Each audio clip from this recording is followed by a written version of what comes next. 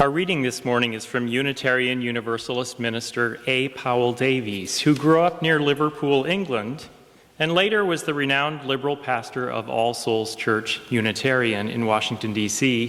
from 1943 to 1957.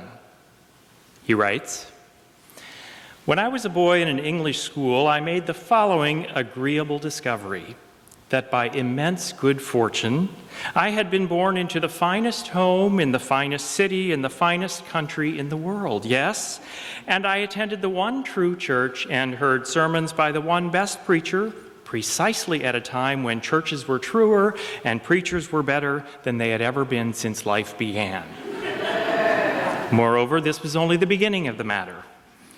For it was also revealed to me that in all contexts, struggles, quarrels, and wars, the English had always been right, except where they had been opposed to the Welsh. And in this latter case, I found that everything was still all right because the Welsh, though frequently defeated by the English, had invariably somehow turned defeat into a subtle kind of victory, so that it was better to be Welsh and defeated by the British than to be of any other stock.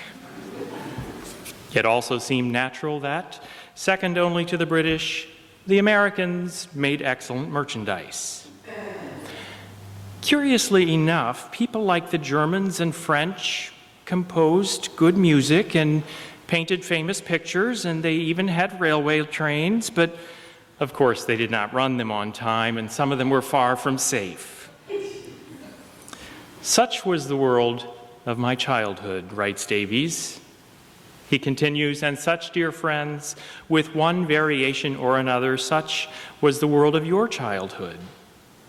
Even if you were so fortunate as to have been born in a more cosmopolitan environment, or so richly favored, shall we say, as to have been brought up a Unitarian, the advantage is barely worth mentioning.